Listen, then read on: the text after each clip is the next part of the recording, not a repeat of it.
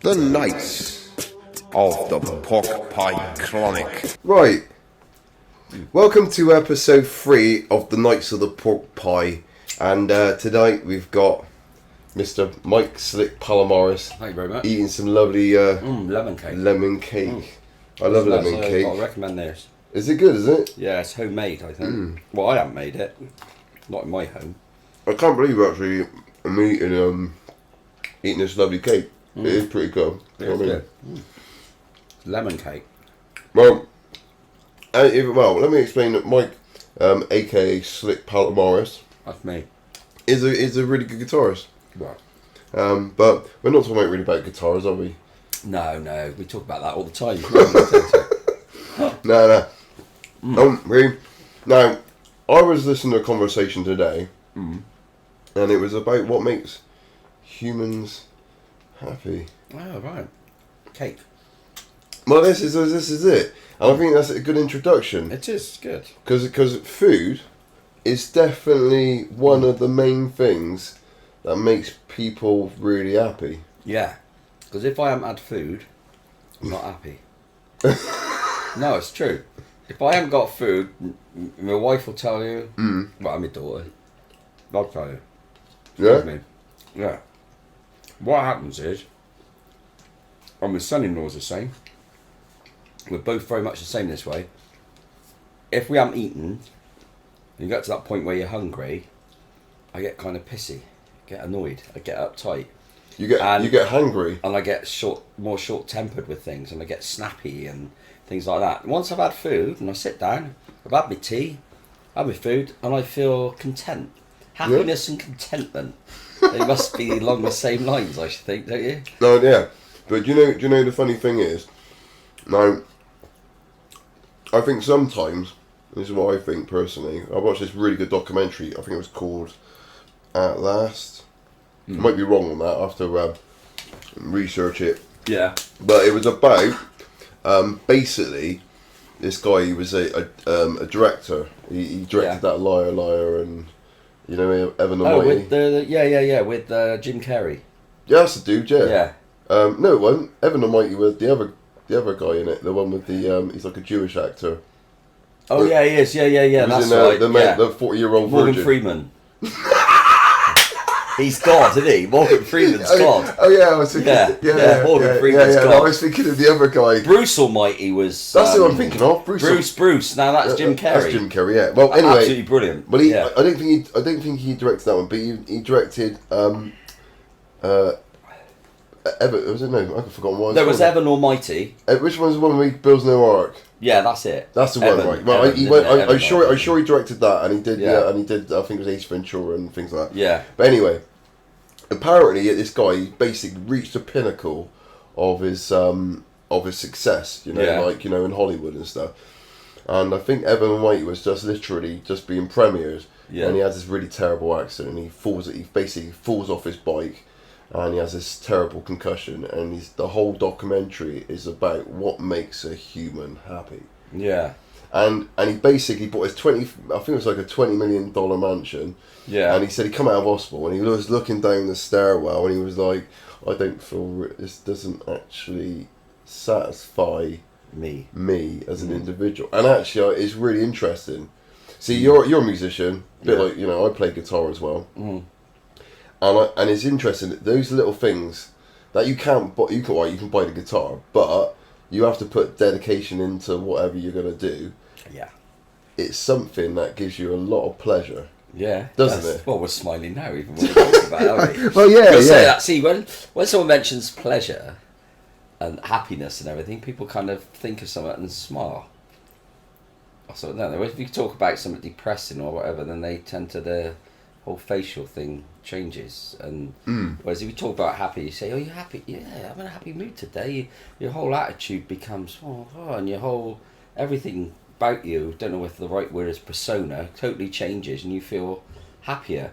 Imagine those mornings you get up, when you get up and you feel you've got a lot of nice things happening, or something's happening that day, or a number of things, and you get up out of bed easier, and you feel happier, and your whole body language must show that you're happier, and you're feeling good about something. As to those mornings you get out with just, and your shoulders come down, the whole thing. So, and I read somewhere, don't remember what book it was, years ago in a book, and it said like that if you're not feeling happy or good, then you can kind of change that attitude. You can reprogram yourself to a degree by first of all bringing your shoulders back, stand in front of the mirror, put a smile on your face, make the smile happen. Apparently, so many muscles make you smile. I think a lot of it's serotonin, isn't it? I mean, serotonin is obviously is a chemical that gives you the happiness. And you can make it happen. Singing, they reckon singing is the thing. You know when they say like, you get if you're sort of in the shower. And a lot of people do it, don't they? They get in the shower and they start singing. Yeah. And they, and they're lathering up. And they're great old... And they're singing away and they got the loofah and the little hat on their head and they're singing away, And they like getting into the day, aren't they? If it's the morning, But I think it releases that energy, and it's something that you can't... And happiness is a choice, I think. I think it is. Yeah, I totally think it is. I think it's a choice. I also think it's energy as well, because if you find people that are like really happy, other people want to be around it. I think if you're negative, you have a really negative sort of like way about you. And to be fair, I think a lot of negativity comes from maybe not feeling happy in where you are in your place in your society and stuff. Because me and Becky, my wife, went to Nepal, which is near Tibet. Now, that's an interesting place, isn't it? Did you hear? Does anyone like Family Guy? Have you ever watched Family Guy? No. Oh, it's a cartoon. Oh, I actually watched a few of them. In the world with the dog. With the dog Brian. We've just had his Storm Brian. But we'll get back to your point in a bit. Yeah. But this is conversation, isn't it? And the interesting thing, he said every now and again God and Jesus are in it, which is quite funny. And then God says, interesting. And Jesus says something to him. I can't remember exactly. Someone out there will know the script and will probably put us right. But he says something. He says, wonder why we called that place Nipple. And then Jesus looks up and he says, Nepal. No, I think it's Nipple. Is that right? Yeah. Well, what was interesting, what I was going to say with that was... Yeah, sorry. Straight it off. It's all good. Because, that's what conversation is, isn't it? You straight off and talk about whatever. The art of conversation. It is, yeah. It's an art. Well, not everyone can just talk and talk and talk. Which is why it's an art. Well, it's an art. It's an art. But no, what I was going to say was when we were in Nepal, because we went over there with for a charity called the Power Trust Building I remember Schools. it. We did a gig thing, didn't we? Yeah, we did, yeah. But what was interesting was these people had nothing. You know what I mean? No. And they were kind of like, living in these broken down. Well, sorry, let me start again. Just like houses which were just like rubble and with a little bit corrugated, and just, it was quite unbelievable. And that was their home. That was their homes, yeah, But what they were extremely happy. Yeah. And I'll be totally honest, I was quite humble. Yeah, it was really humbling, like to see people with not that much.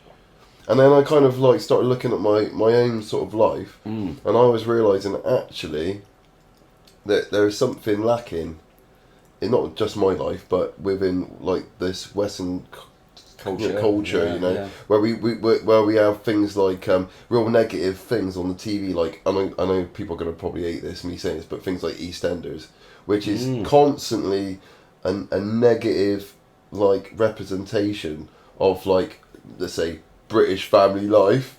Do you know what I mean? But then also I do think that maybe a lot of that it could be like a government programme, like when the BBC have got it running and they're going, well, we'll put this on just to make your life a little bit better. Yeah, no, that's right. Your life ain't so bad. No, someone said that. They said that you watch EastEnders or a programme like that, and they've got like the whole of the world's problems is in Albert Square.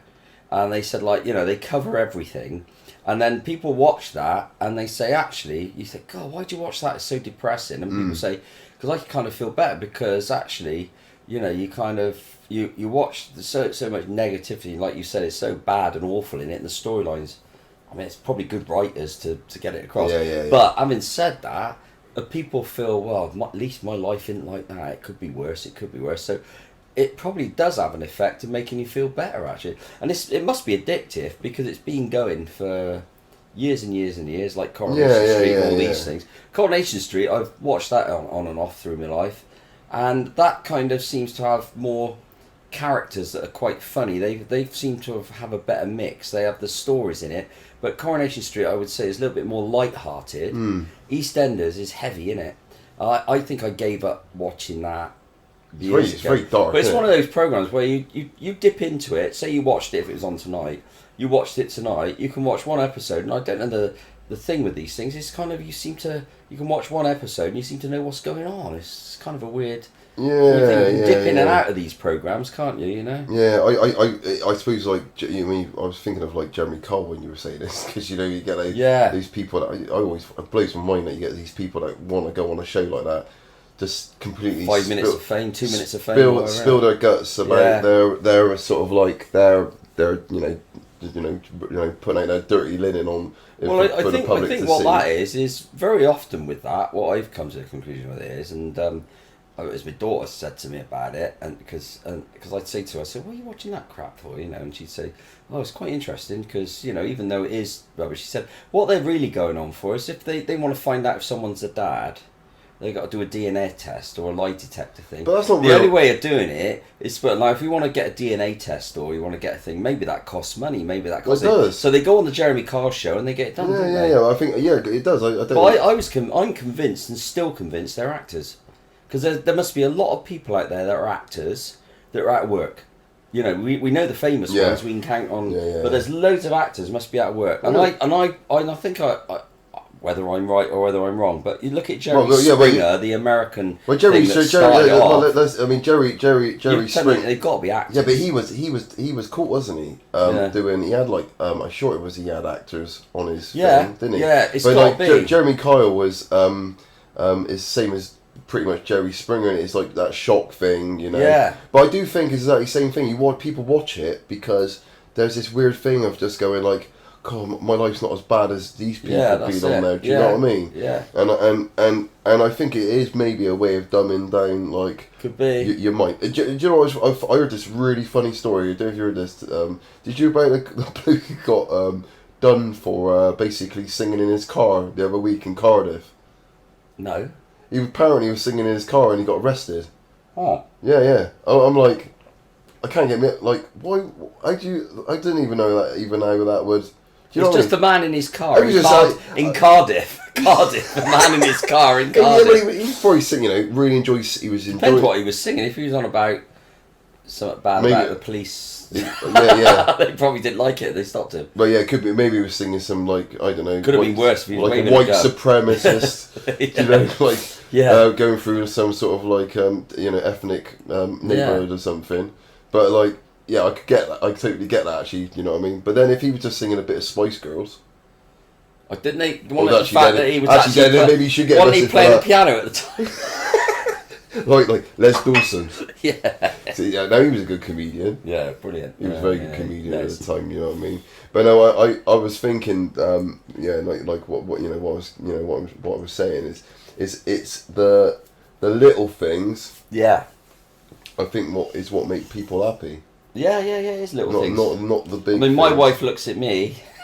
I look at you, and she says, "I got up the other day, and I turned around, and I had nothing on, and I thought, yeah, you're right. The little things do make my wife happy." I think I go. I think you can edit this out. No. I'm keeping that in. That's brilliant. Yeah. I bet she went. Look at that maggot. Yeah. I like the bit where you said you're keeping it in. that's I know. Hard job. Oh, never mind. Yeah. Eh? A hard job. Yeah, I know. Anyway, this is the wrong conversation. But happiness. But yeah. Ken Dodd always sung about that. Did you hear Ken Dodd singing about that? Yeah, Happiness. Is he dead? I thank God for more than my share of happiness. And the way he sang it sounded more like... He must be about 100 and... He must be 100 years old, Did you know that Ken Dodd's dad's dog's dead? Try saying that when you've had a few more. I know. I was going to say. I was going to say as Ken Dodd also was a because he was probably made, you know, singing that song when he dodged the tax. Oh yeah, he did. But that's a pretty good thing, isn't it? Yeah. Do you know what I mean? I don't really know. Like, it's a little bit before my time. What was that, Ken? No, when he Oh, he did something about but Ken Dodd. Now it's either him. No, I might have the wrong comedian. There's one of the comedians out there. Someone will be saying, "Yeah, totally, yeah," and because it always happens. But isn't one of them where they start flashing the lights and they do all that sort of stuff in the theatres and he just keeps going? Yes. Now is that Ken Dodd? I know. It's one of that kind of type, isn't it? My daddy. It's not Des O'Connor. My daddy went to see Ken O'Dodd. Ken O'Dodd. Ken He's O'Dodd. Irish now, is he? Ken O'Dodd. How tickled I have. Oh, tickle his sticks. Yeah. Tickle his sticks. How tickled I have. No, well, Ken Dodd. Yeah, he went to see him and apparently he just went on. Yeah, I think that's it. Like, and they flash the lights and he just keeps going. It's either him or one of the others. There was like Frankie Howard and all these kind of different ones from that era. The working man club. And they kind of like they kind of enjoy their job so much that they get out there. See, going back to happiness. See, where's the happiest place for them? Out in front of an audience, isn't it? But is it? A lot of these people are comics, well known that clowns, comics and comedians and that are depressing. Well, yeah. They suffer from depression. And the bit that gives them their kick is out in front of that audience and they're kind of someone else. They've got this other thing. And then they come off stage back into the real world and they can't cope.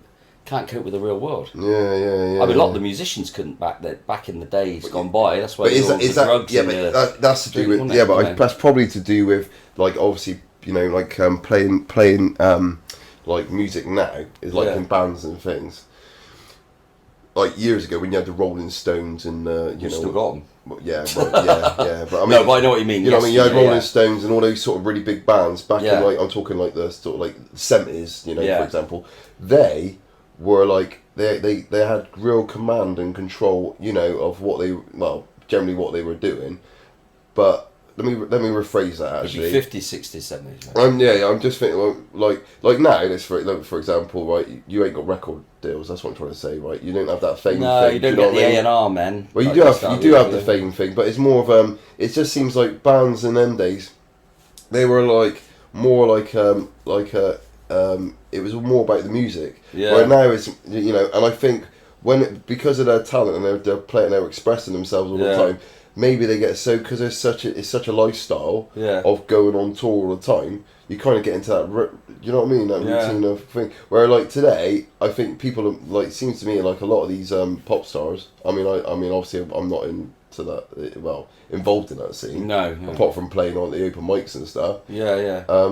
It seems to me that they kind of like I don't know. They seem like products. Yeah, do you know what I mean? Totally agree. It's not really manufactured, put together kind of things, aren't they? Really? There's more. I think there's more talent though now. Like I mean, people. Do you know what I mean?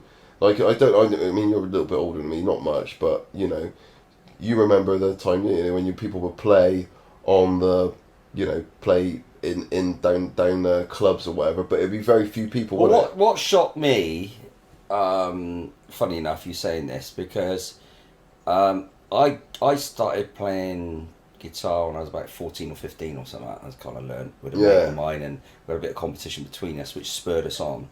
And then we couldn't wait to. They want open mics and things then, and if there was anything like that, then we didn't know about it as such. And also we weren't driving or doing anything, so we couldn't get out and about. And the instruments we haven't got, like you see kids now getting up and you think, oh, you've got Takamine and you're only 15 or 16. How come you've got a guitar like that already? You've got nothing to aspire to. You should have some crap instrument you learn on. That's where I come from. And then you aim for something. No, but you aim for something. Yeah. But nevertheless, the thing was when we were learning to play, we learned. We didn't have YouTube to learn. We didn't have all this stuff. We learned from each other. And we also very quickly learnt to play together, not solo. Like I see at open mics, they seem to get up and the individuals get up and this is the songs I wrote or whatever they do, copies of Ed Sheeran or whatever they do. But they get up there and they do an individual performance and that. Now, back when I was younger, you didn't really do individual performance. You collaborated with other people. You were keen to get a band together. Maybe that's where like you're getting this mimicking thing. Do you know what I mean? Like when you had like let's go talk about Rolling Stones. They were like they were listening to like the real hardcore blues, weren't they? yeah. Like Robert Johnson, And Jefferson. Keith Richards, he was very much influenced by Chuck Exactly, Berry. you know what I mean. So, you know? so when they were listening to these things, but they you know, there wasn't really any footage, was there? Really, No. you know what I mean? Because I think I'm sure it wasn't it they brought BB King on, wasn't it? And he did his first. I'm sure it's BB King. I might be wrong. Yeah, We'll have to put on that, but they did. I'm sure they brought him on one of their shows, and literally that's fine. Yeah. And they brought him on, and they brought him on. Who? BB King. Oh, BB King, yeah. Yeah, no, the blooming camera stopped, didn't it? Oh, did it? Oh, so we got a we got a yeah, we had to carry on. But yeah, no, BB Yeah. King basically went on there, and he was like one of the first sort of like black sort of like musicians that was laying Yeah. on mainstream TV. And the Rolling Stones were legendary because they Yeah. let him on the show because they were fans of what you know of that genre. Yeah. And you know what we're talking about, the modern day you know musicians like Ed Sheeran and all that. Well, you're kind of mimicking anyway. But anyway, I want to change the subject a little bit. I heard this really interesting thing. A guy called Neil, I think his name Tyson deGrasse or Gracie Tyson. Oh, right. He's yeah. basically an astrophysicist. Now, imagine this. When the dinosaurs, right, were wiped out, Yeah. he was saying that the meteorite, I think that's what they call it, or no, asteroid, isn't it? Yeah. Whichever. Yeah, the asteroid, Something. when it came down, it was the size of Mount Everest. Yeah, that's big, isn't it? I've seen Mount Everest. Yeah. If you were to look You at... sure it wasn't Mount Everest? What? Well, the meteorite came down, and Mount Everest wasn't there, and it landed there, and became Mount Everest. Well, I don't know, mate. But It's something worth thinking about. I was blown away by it. He's just saying, like, I just thought, well, bloody, imagine how big that is. That would make me very unhappy if that came, yeah, I shouldn't think the dinosaurs were, you know, over the moon about it. No. But no, you know, going back to the happiness thing, I definitely think, like, we were talking about playing guitar. Like, I remember the first time we ever met, we went into that. I was in that. We did that. I met you at like your open mic thing where you were playing the acoustic thing. Acoustic night. Yeah, acoustic night. Yeah, in the pub. And there was one night I remember you said to me, we're going to go to an open mic, and you took me down to that I think it was a jazz festival, wasn't it, down in Portishead? Sure, it was a Portishead. Was it? Yeah, the one. And we were on the back of the we were on the back of the truck. Yeah, what it was that was down at the end of the marina bit, where the gate is that takes you across. Yeah. The bit takes you across, and it's where now they've got a co-op and Costa Coffee and all that. Now they haven't built that at the time. Yeah. And it's a annual charity event they used to do, and they used to have the Newfoundland dogs jumping in the water and saving people and stuff. And then Tom Dwyer got me going along once, and we got up and played and had this bit of a stint. And then we did it for about 3 years after that, and you get a crowd of people. It was fantastic. What's happened now is because they've done the building there, it's now moved back down to whatever the big pub on the marina bit is. Forgotten what it's called now. Don't really matter anyway. And they set a stage up, and the whole format of it's changed. Yeah. And I got to say, not as good because they have like just the music in the evening or something now. But then they had stuff going on all day.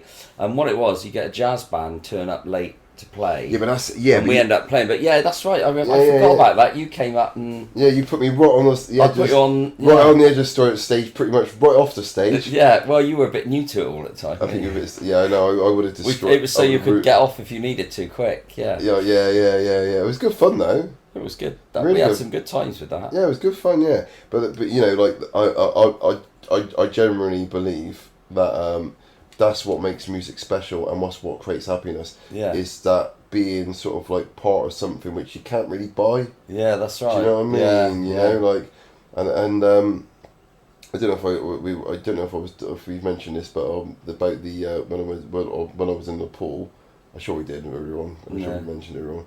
But you know that they. Rich is saying they're not in the pool. It's not when you're in the pool.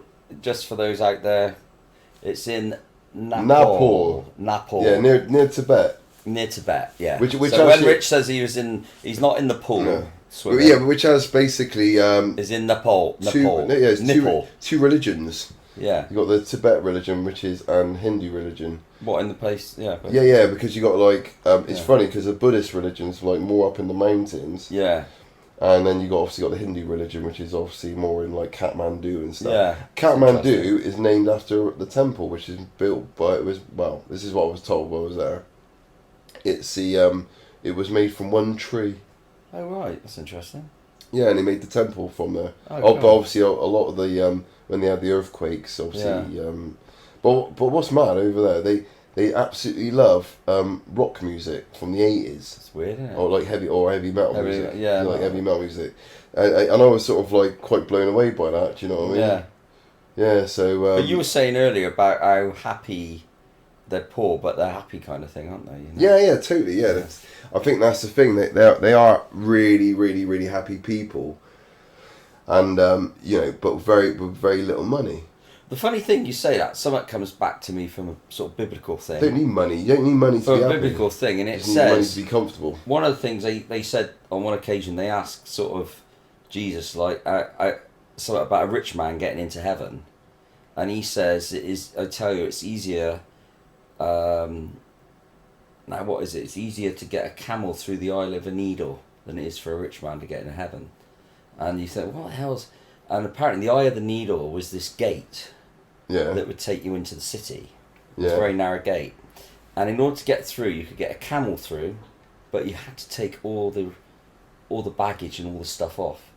Yeah. So basically what it's saying is that, for a poorer person, a person who has nothing, next to nothing, it's easier for him to get into heaven than it is for a rich man, because a rich man has to leave. I've thought about this. I've thought, right, you've got this guy he's worked all his life. Okay, well, however he's come into his millions, and he's got millions. He's got the boats, he's got the houses all over the world, he's got everything in life that's fantastic. And then he's dying. Yeah. He could be young and dying, he could be old dying, he could have some disease and he's dying. But his days are ending, his last days, and he knows his time on earth is very short. How more difficult is it for him to leave all that behind? He can't take it with him. No, of course not. How more difficult is that? You've got all this everywhere, and you've got everything you want. Well, actually, and you can't take it with you. How more difficult? You got the guy who's got nothing. Yeah. And he's got nothing. It's got to be easy for him to accept death, and easier for him to go than it is this guy who's got to leave it all behind. You've got to leave it all. Well, I met a guy called Old Man Rich. That's why you'll be one day. Yeah, I know. I'm not fault that. I'm Old Man Mike. How you doing? mate? Good. Yeah. No. I met this old guy called. Well, that's your name now, mate. Let me tell you this. Slick and Old Man Rich. I was very young then, and I think he was a bit of a strange one, because I think he used to prey on young boys a little bit. Oh dear, that's not. But nothing happened with me, obviously. No. But I remember because he had a recording studio. Oh right. He was one of those, you know what I mean? So he used to kind of like go, "Oh, come on round the recording studio, you can use it," and I think he used to try and get in there. In the little young boy's pants, but nothing ever out of me because I got, You had big pants, didn't you? I had big pants, yeah. But he had like a really nice house. Yeah. Right, you know what I mean? I had quite a bit of money. But he was really sad. Mm. It was weird. He had financially and all the. Money wise, totally comfortable. But there was something really lacking in his life. Yeah. And I always remember thinking, what a sad individual. Yeah. I mean, maybe he got his kicks from, I think he was a bit of a. Yeah. He was definitely a shirt lifter. Old Man Rich, a shirt lifter. Yeah. That's definitely not me when I wouldn't be a woman. Well, I think the thing with happiness isn't a constant thing, and I think people, I'm not saying people do, but I kind of getting older, you get things.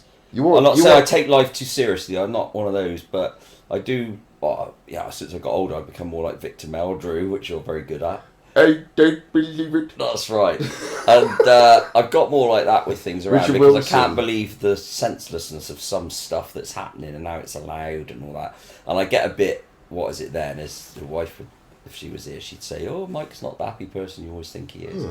But I think we've all got sides to us. But the thing is, what I think happiness is, which I've discovered myself to a degree, is it's only in short bursts. It's not a constant thing. And I think people, when they say, "Oh, I'm not happy," that's why I've left my wife because I'm not happy. I've left my job because I'm not happy. I've left this because I'm not happy.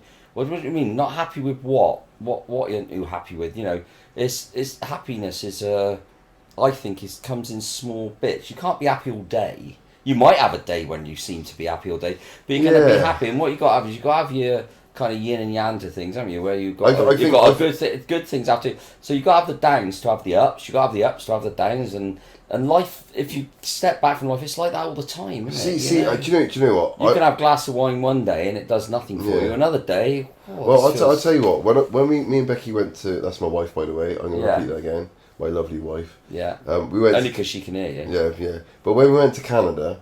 No, you'd say that anyway, wouldn't you? Of course I would. Yeah. But when we went to Canada, we went to a place called. We went to Toronto. It's a wicked place to go. Yeah. Canada is awesome. That is a really cool place. Yeah. Why are you looking over there? I don't know. I was looking at the camera. Oh, a camera there. Yeah. Oh, so basically, we went there. I thought we were just having a chat. What's going on there? I know. What have you dragged me into? So we went to Canada. Yeah. And basically, we spent like a week in a place called Algonquin Park, which is the national park. Yeah. And it's the size of Wales. It's massive. It's absolutely huge. You know what I mean? And it's funny when people go, "Oh, I'm going to go wild camping." Yeah. In England, it's not quite the same as going wild camping. There's like you got moose and bears and stuff like that. Yeah. Anyway, we were in this canoe, and we were canoeing, just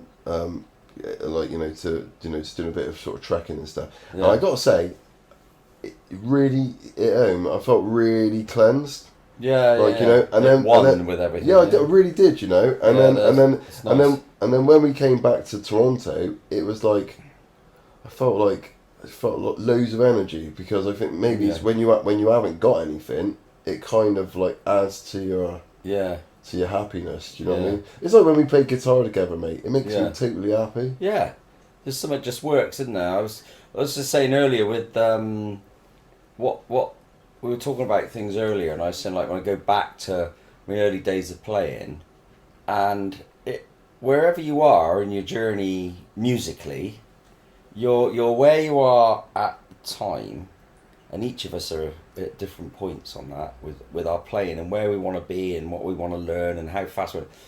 I mean, you watch a guy that you could envy playing, but if you took a day of his life or years of his life, what's he sacrificed to become who he has?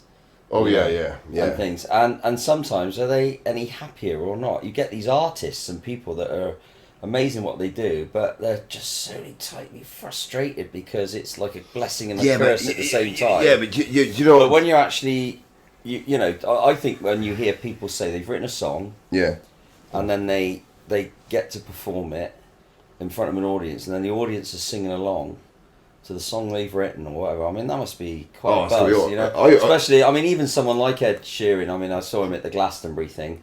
He was awesome. And I didn't quite know how to take it first. But I thought, I would have thought that I was waiting for him. He did this bit at the beginning. I thought, right, he's going to bring a band on in a minute, and then it will really. And then he brought these people on. I thought, oh, good. And then they went off, and then it was back to him just doing all his looping and all his stuff, which was very clever.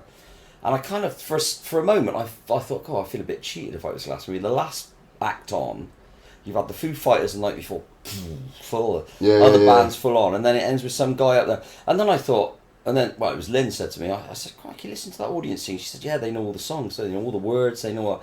I thought, God, that must be absolutely quite spectacular. One guy up there who's written some good songs, and he seems to have the art right of making them a catchy song that people remember the words and things to. Yeah. And he had the whole of Glastonbury all singing to him, back to him, one man on a guitar. It's pretty spectacular. That whole kind of thing. I mean, how'd you get down off of that afterwards? get back to normal life, go and have a coffee, and then go back to your flat Well, or his mansion or wherever it is. yeah. You know? I think that's the thing, isn't it? Do you know what I mean? I think it's about having, like you said, mate. It's So you want the next, you come down. See, I believe like Keith Richard, someone like Keith Richard, who I quite admire actually. I mean, he's people that don't. I mean, I don't know him personally, but you will watch some of his stuff on YouTube and sayings he's he had. seems And like a if you really read nice his guy, book, to be honest. I watched a he's a documentary about guy, him. yeah. I mean, he's an amazing chap. He's a And the dude. wisdom of Keith, when it comes out and he says things, they kind of floor people or something. And his humour is fantastic.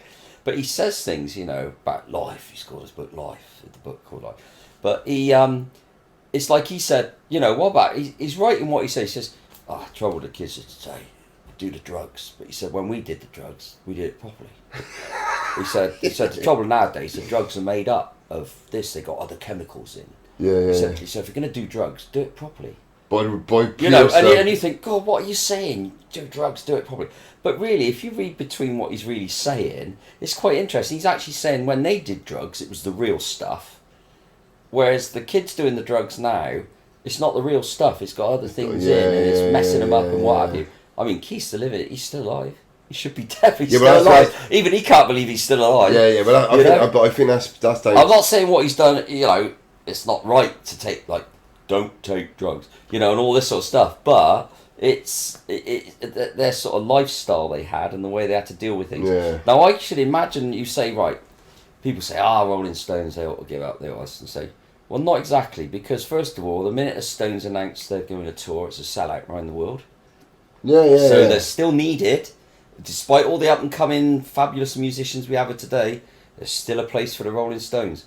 And the thing is, what I admire about them... Well, to be fair, the Rolling Stones were very good up to a certain point, and then their later albums weren't quite as good, were they? They kind of... They say you're only as good as your last song, but I mean, they still seem to get me up there, and people still want to hear their old songs. Have you seen... And then they put new ones in, and... and some of the new stuff, every now and again, one comes out, it's a real gem. Do you remember? Do you remember we had a amazing. conversation about I'm going to tell you now because Pink Floyd when they were with the Dark Side of the Moon, because we had this discussion about it, and I just wanted to, because we did it on another video, but unfortunately the video disappeared. Oh, that was on our way to an open mic. Yeah, We had it set up in the car. But basically, for people that want to watch something quite interesting, there's the Dark Side of the Moon album. Yeah. If you play it along with The Wizard of Oz... Oh, yeah, you said this, didn't you? Yeah. That's right. It absolutely corresponds with the film, totally. Yeah. And apparently, the guy, the lead singer of Pink Floyd, who is... Oh, well, Dave Gilmour, the main sort of guy. Or you Sure, want Dave- about Roger Waters? Well, whoever wrote the Dark Side of the Moon. Well, they probably all did. They probably all did, yeah. But he apparently said, oh, no, it's just a coincidence. Actually... But if you watch it, there's a link on YouTube.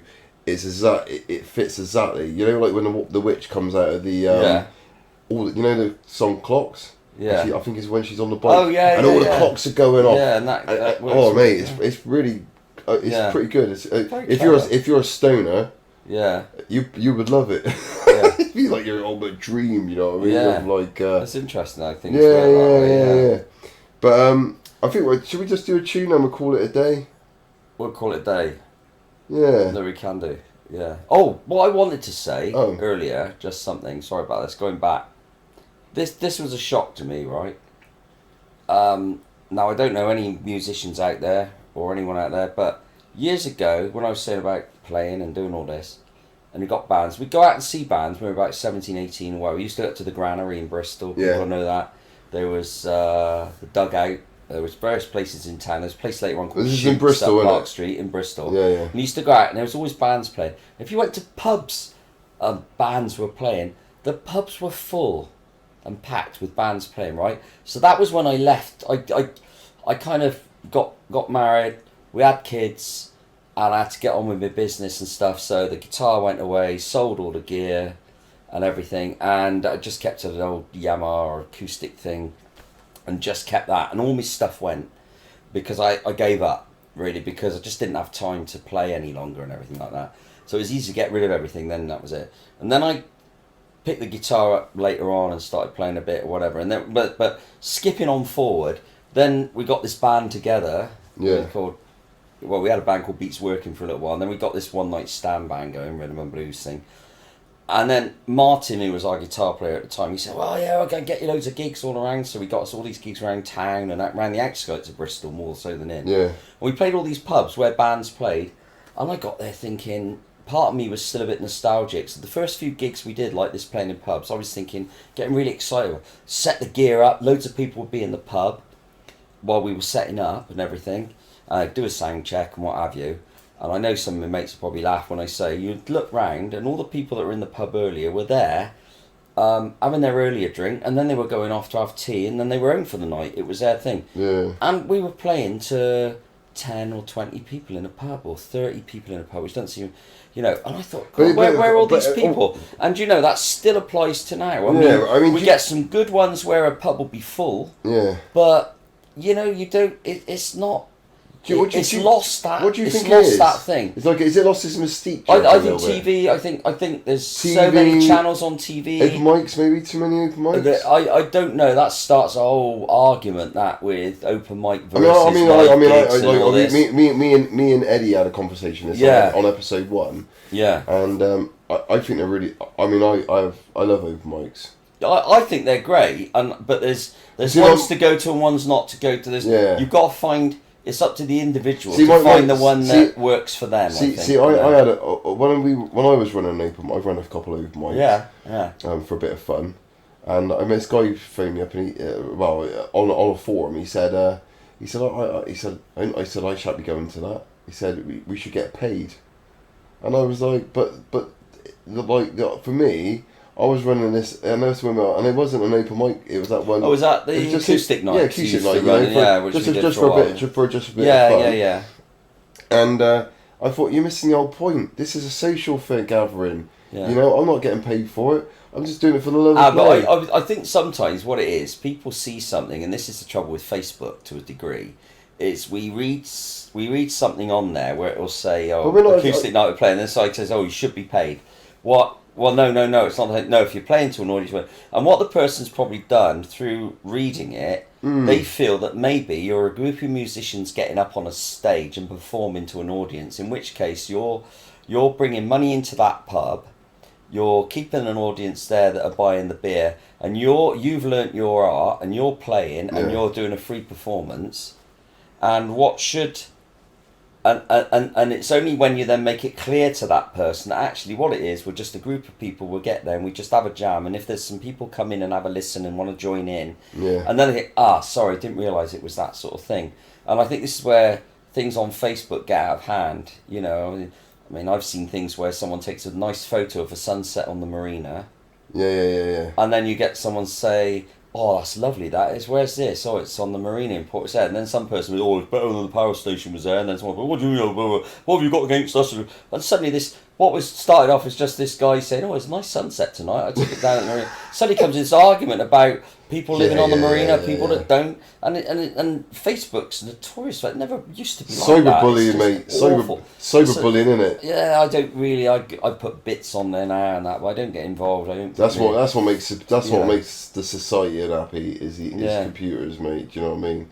People should just love each other, just love each other, play music together. Well, do you know, I read an interesting thing. This came up on Facebook. You do get some interesting. It says why do we have to wait to die to rest in peace? Why can't we live in peace? And I thought that's a blooming good statement, that, isn't it? Yeah. Rest in peace. Why can't we live in peace? And I thought that every now and again you get some real words of wisdom that bash out there, and which I think is a good thing. Do you know what I mean? But going back to what you said about the happiness, though, I think happiness is. I think you soon learn that you can. Right, okay, this is an interesting thing I found, right? You want something, right? And you think, right, so this guitar, you see it in the shop. Oh, look at that. And you love it. It's a beautiful guitar, whatever by the way. Make, it says, so whatever it is. Yeah. So you see this guitar, and however much it is in the shop, and you haven't got the money for it, and you see it, and you go in, and you have a play on it. Yeah. And then you look up the make, and you get all the information, and you think, I should save more for it. get your birthday money, Christmas money. Oh, I haven't got enough yet. You go in there and it's not there. And oh, damn, someone's. And then so you see it. Oh, it's put over there, and you get it, and you have a little go on it and have a mess around with it, and you think, God, fantastic. And then you learn that it's made of this. So and so had it, and you've seen it on loads of things. You read up all about it, take photos, and you know, right. Then the day comes when you go in and you can get it, and you can actually have it. And then you get it, and you play it, and you bring it home, and you play it. And some people will argue with me to say, yes, you finally got it and it's lovely. But it's a difficult thing because I'm not perfect at this, but I'm learning that actually the anticipation of having it and the journey towards getting it is more exciting than when you actually, the destination, as they say, is when you got it. That's totally true, because I know a friend of mine called Mark. Yeah. He owns like a butcher company, you know. Yeah. And he had an Aston Martin. Yeah. Like a really nice Aston Martin. Like I think he paid a lot of money for it, like 170 odd grand or something like that. Yeah. I don't know nothing about cars. I just look at them because as long as they get me an A to B, you know, it's great. But anyway, I said, well, why'd you buy this car? And he was like, because, you know, like I went to a race day, driving like Aston Martin, you know, and I was like, I want one of these cars. Yeah. I can afford to buy one of these cars. I'm going to buy one, right?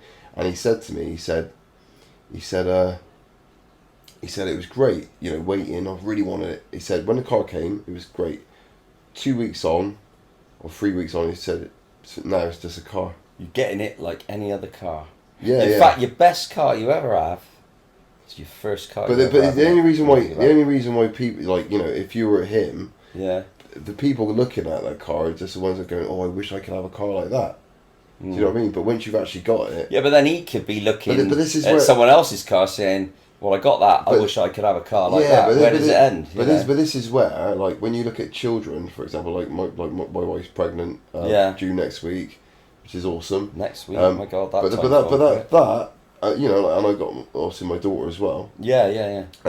Those things, you know, as you get older, they're way more important than you realise. You know, family is the key. I mean, we're built to procreate. You know, we got a great family. My family is a great family, and they're everything to me. Oh, your family's lovely. And we argue and fight like cat and dog, which I think a family should do. And I've got grandchildren now, which are fabulous and what have you. And our whole lives are kind of all that kind of thing. And you know, you say, right, okay, what would you rather have? Would you rather have this and this and that? No, I'd rather have my family, because that's so much more. People mean more to me than anything. And my job is people, working with people and doing stuff like doing hair and all this stuff. But you know, and stuff like that. That I've done over the years and everything. But what you're doing is building that relationship with people, and that is the most important thing. When I ran the acoustic night that I started like years ago or whatever, the friends that I've made through music, all walks of life. Some people employed, some are not, some rich, some not. Some love their jobs, some don't. You know, and you get together and you create something. You all jam. But that's an open mic thing to me is not that.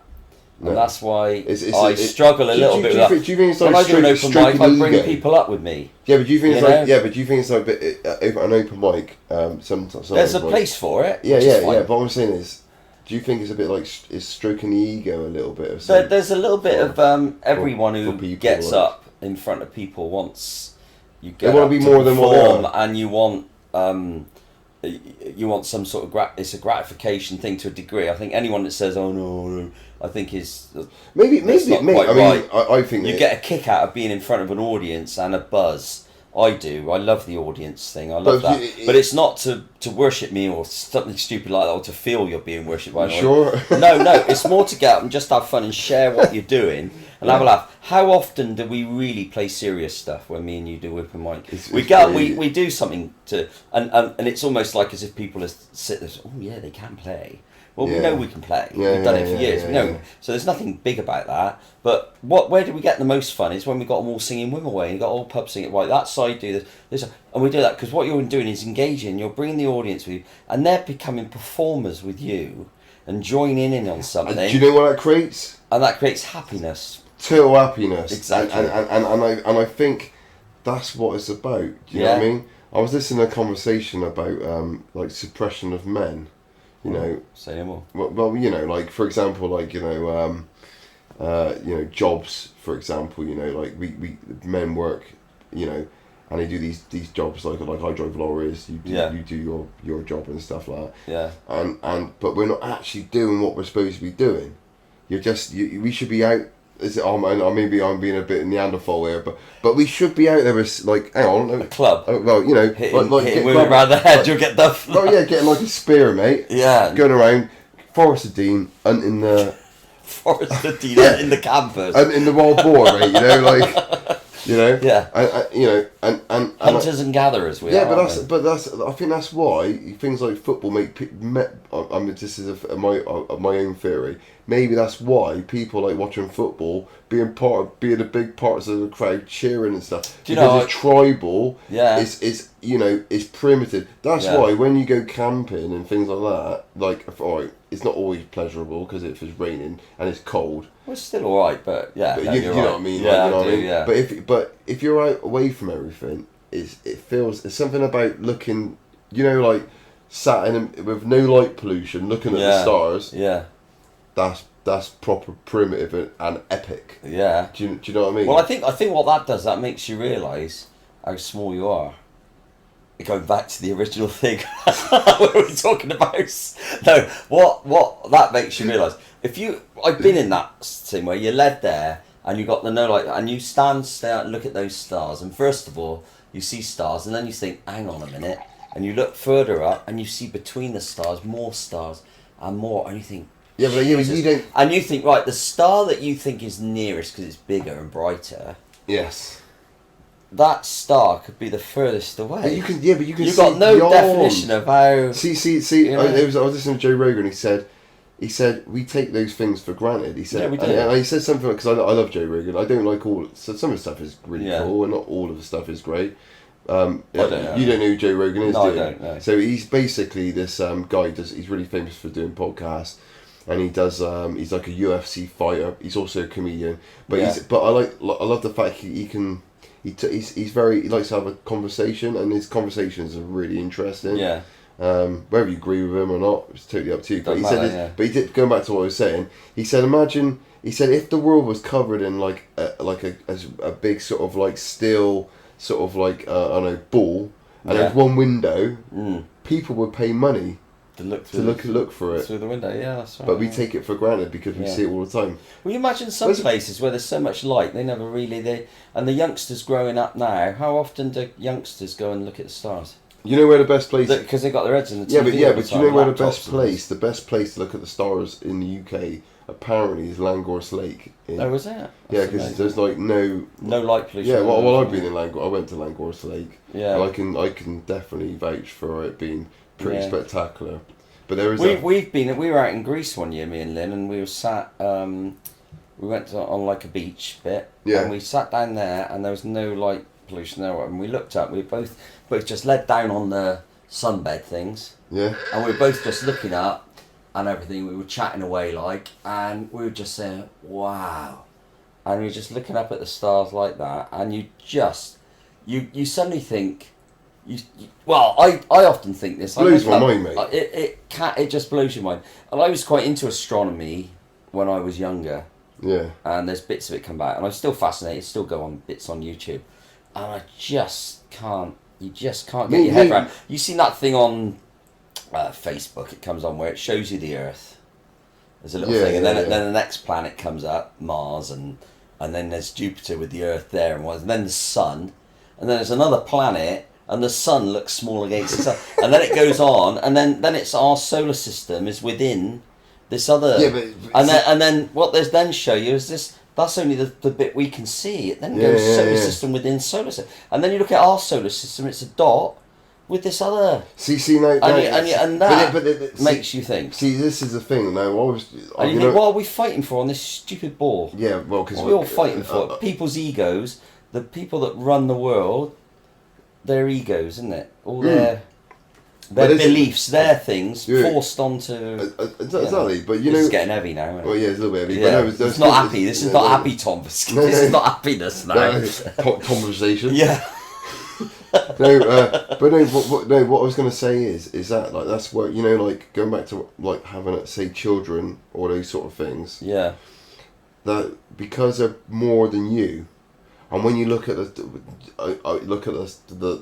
say you're looking at the stars, you realise there's something. It's not. Do you know what I mean? Like it's bigger than what you are. Oh, of course it is. You know what I mean? It's huge. It's you know that like, but when you have like now I've got a bit older, I look at the fact of my wife's gonna have a baby and we're having a basic it is basically we will like as time goes on, I know that my life's me within my children carries on. Yeah, that's right.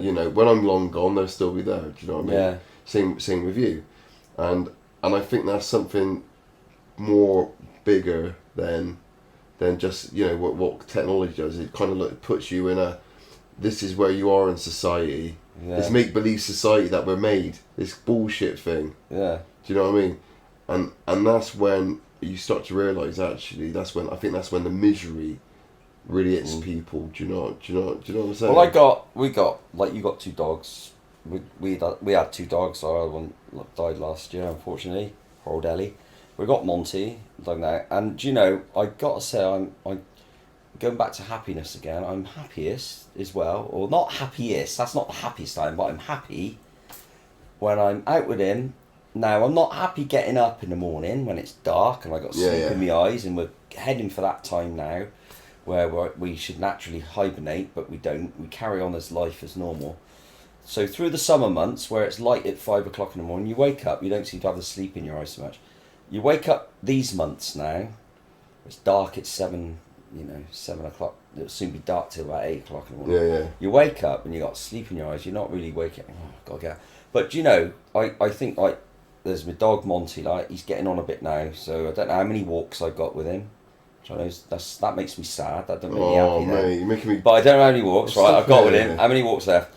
And he's a mate. He's a good mate. It's me and him. But okay, he's getting on. Right, I'm getting on, but he's getting on. And I think to myself, every walk is important. Everything. So I don't want to deny him. No, of course that not. No, because you don't know when it'll be our last one. That's his thing of getting out, and it's my thing as well. And I'll tell you what, I get up in the morning. I get up, I get myself, and I really don't want to. Blowing a gale out there, and it's raining. It's all. Get your coat on. Get my boot. Get there. Get the dog. Monty gets out there. Off we go. We go for a walk, and then he's in the field. And he's running. I'm walking around the field, and sometimes I think, God, I feel alive now. Yeah. Because I've got this wind blowing at me, the rain. I feel cold, but I'm not going to go back to the warm, and all that. And I'm walking around that field as happy as anything. But it's proven. And I look at the dog, and the dog suddenly acknowledges me. And he comes running up and, hey, all right, mate, yeah. Then he goes running off again, and as I look around, we get back, and then he's rang me, oh, yeah, food now, breakfast now, yeah. And then in the evenings, when I go back tonight, now I'll go back, and even though he's had a couple of walks a day or whatever, I'll look at him and look at him, come on, and we have a walk around the road together. It's just me and him, and to me that is, there's a happiness and sad feeling going on at the same time, because I'm happy, and he's happy. How old is he? And we're walking around. He's 12. He's doing well. Oh, he's doing well. That's really good. Yeah, he's doing well. We keep him. What was he? He's a Weimaraner. Yeah. But Monty, lovely dog, and he's still a lad, really. He's great, really. And nick the food off your plate if you don't look. And he's all and he gets into trouble. But that's cheekiness. He's cheeky like that bit. And we wander around. And we've shared some life together. Now you go back. Dog's man's best friend. Now I know some people have got no relation to animals at all. A dog. Oh, it's a dog. No, not into animals. And I think if I can say that you're just missing something with that, really. But that's another subject. That's another thing, isn't it? Yeah. You get into you eat beef. You suddenly get into all this. A cow's a nice animal and all this sort of stuff. You eat that. But through history, dog has been. What made dog become man's best? First came up but to they- man, or they've man been- first. they've been bred. right through history. Yeah, but, you know, but it's incredible. dogs have been like socially engineered, haven't they? Yeah, Do you know what I mean? Like through like. But you can't do that with a lot of other animals. You can't do that with. No, they did it with foxes. Yeah, possibly. Yeah, they did Cows, it maybe. with, I don't know. I'm Maybe you sure- can do it with anything. They did it with red foxes. Now, Yeah. it's really interesting because they wanted to see whether they could domesticate these red foxes. Apparently, well, they're really aggressive for a start. Yeah. So what they did was they took the say there was like 20 red foxes. Yeah. Say, I don't know, 80% of them are really aggressive. The Yeah. ones that aren't aggressive, they would breed. Then they would bring their offspring.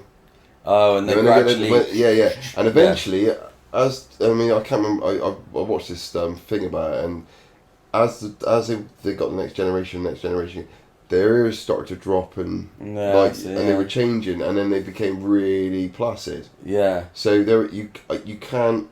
Maybe there's I'm not an expert in this, No. but maybe there's a gene within the animals that they work on, and Yeah. do you know what I mean? Well, they now got cockapoos and jackapoodles and all sort of crossbreeds, haven't you? With I do think the British Bulldog, which is obviously it's a bit of a cruel sort of breeding in a weird kind of way, because they can't breathe properly, can they? No. Imagine that, not being able to breathe properly. Yeah. Imagine if they told that. Pretty bad, isn't it? If you're like thinking there's something seriously wrong with you, Yeah. you need to get some help, mate. But no, You tend to want to pull their nose out, don't you? Like yeah, a cartoon thing. And, yeah. Oh, better. You know, Yeah. but like if you had a nose that screwed up and stuff, you'd be like, seriously, I don't know if I can carry on going like this. Do you know what I mean? But I think like going back, life is relationships, and you've got to have relationships with your, and I don't mean that in the wrong sense of relationships, but I mean like, friends and people, and that, and that's more important in this world than things. Oh, totally. Yeah. And totally. I think this is the trouble. People have all these things, and if you're getting them to brag and show off, I can't understand why these people could never think that if they've got something and they want to show off this car, if they've got a passion for it, and you can see that passion they have in it, then that's a different story. But if they got it to show it off, yeah, that's mine.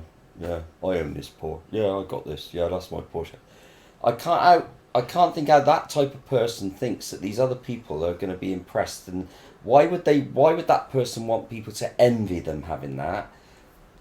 I can't understand that. There's no point. If you envied me having this guitar or something, I'd rather say, "Oh, you have it, Rich." Yeah, but if you it makes you happy. You have it. If you think that's going to make you happy, you have the guitar. But that's the difference. I can't understand it. But that's the difference between like Western society and like say like a tribe in like certain tribes. I was listening to some. I wish I can remember these people's names, but in some tribes, if you like, for example, right in the West, right.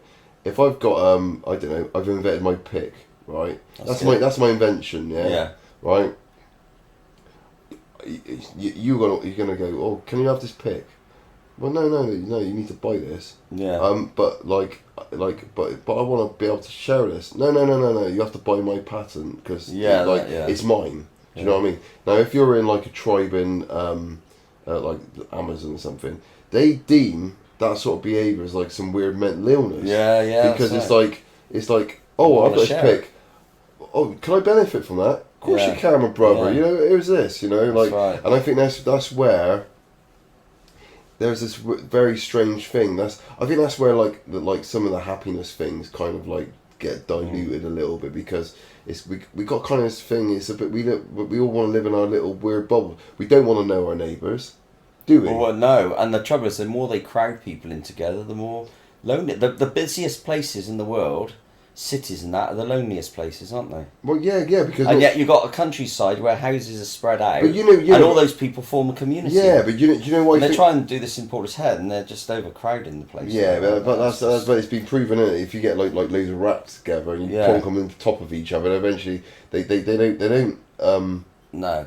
They don't want to get on. They just want to kill each other. Yeah, that's right. Do you know what I mean? Because it's survival of the fittest. everyone trying to get in and out of Portishead. That'll soon happen. That's crazy. But tribes, you saying about tribes, that's quite an interesting thing, because if you think about it, right, you think how far we've advanced, but have we? Because I thought about this the other day. I was thinking, like, you take a tribe in the Amazon or something like that, and we go out there and we see them as being very primitive. How they live. But are they? But right, say suddenly all the power went, boom. We had a Like a sun flare. Yeah, like one of these sun flares that's supposed to pulse. Yeah, and suddenly all our things EMP. gone. We don't go back to a Victorian era. We go back to the Stone Age era. Yeah, Because we don't just go back a few years and try and survive. We go back to them because you or I, do we know how to hunt? But we live do in we a- know how to? No. Would we be able to do this? No. But so go back to who survives? The tribe in the Amazon. Of course they do. Because they've learned how to hunt together. But- Not only that, they have a social thing that works better than we do. We rely on pension. Mm-hmm. We rely on old folks' homes for the old folks and trying to do all this sort of stuff. We rely on all that. And but out there, and we have a welfare state and all that. Out there, what happens is if I'm right, someone could correct me on this, but you've got the young guys go out and the men at that age teach the kids, they go out and hunt, whatever. The older folks stay at home and teach the youngsters and look after. Then the wives, if you like, the younger women, the wives, if you like, are cooking, do all the various things like that, and they do. And they have this whole society that works together, and they look after their old people. There's a picture, again, this is good part of Facebook. Have you seen that thing of the wolves? They've worked how the wolves work, and they have this pack, and you've got the leader of the pack. The leader of the wolf pack is right at the back. You've got some strong ones there, and you've got the older ones in front, and the old ones are in front, and they're setting the pace because they're older. The young guys. Then you've got stronger wolves behind them, so that if anyone comes in, they can attack. Then you've got the children and the mother wolves in the middle of the pack. Then you've got some more strong ones. And you've got the leader at the pack at the back, watching from the back.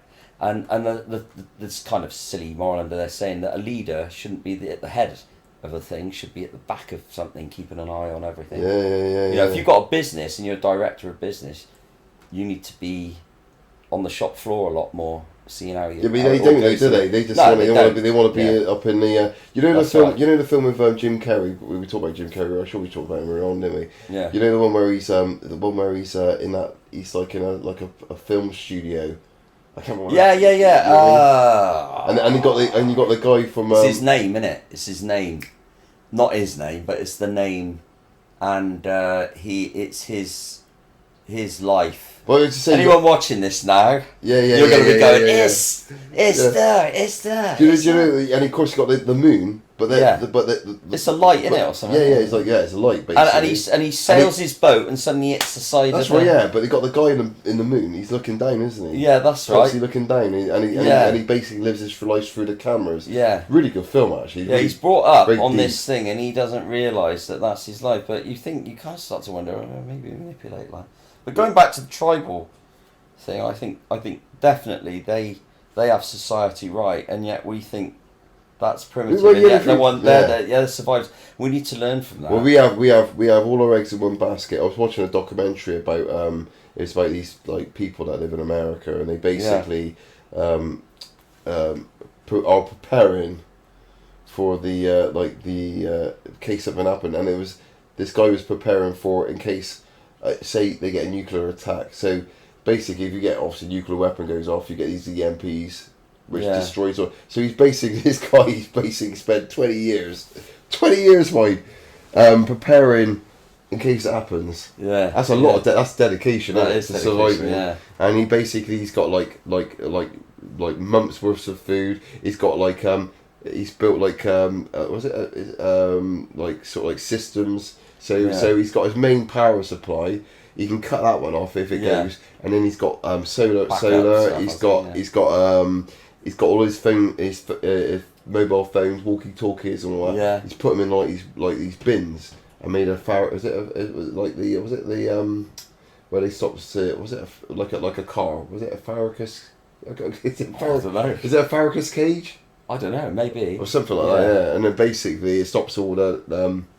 Protects all the gear. Yeah. I thought fair shout, that's dedication for you, do you know what I mean? Yeah. I think we've had We've had a good session. I think we'll end with a tune. Yeah, let me get. I'll play that guitar. You play that one then. Yeah. Well, I don't know what you should play. I think we ought to just play a load of rubbish. I'll play some blues or something. We can do. As we're talking about Rolling Stones. Yes, I don't know what we'll do. Something awful. Are you tuned up? That's good. That's close enough. Hang on, let me just tune this up. Hang on. Did I go? Hear that? See, this is what happens when you play guitar. You just kind of like. Here we go. Do you want a plectrum? Yeah, why not? Thank you very much. You created these and you're sharing, like we were saying earlier. Yeah, but because we're part of a friendship tribe. Innie then. Innie. Just a simple. And we're just play out to this. Well, thank you for listening to episode 3. Interesting, us talking a lot. And we shall be doing a penis. Happiness. Yeah, happiness. Sorry, happiness. And we'll be doing episode 4 next week. So don't forget to subscribe and join us for the next one. Oh, before we do this, do you think we should get a green screen eventually? A green screen? Yeah. What doesn't really matter. Why? Red screen, orange screen? That's green. Well, green and blue. Anyway. Yeah, go on. Yeah, no. Why green screen? I don't know. I just thought it'd be quite cool. You could put like a little bit of like angle walk. Can you do that live? Can you then? Or? Well, no, we're pre-recording this, and then eventually we'll do a live one. Ready? Yeah, I don't know what we're gonna. Oh, straight cat strut. Oh no. Yeah. I don't want to sing though. Yeah, you got to sing. I can't. My voice is gone. Well, I'll do. You sing it, all right. All right, go on. Go on. Autumn leaves. No. Stray cat strut. No, it's just to There we go. Ready? Go on, go for it. All right, we're 1, 2, 1, 2, 3, 4.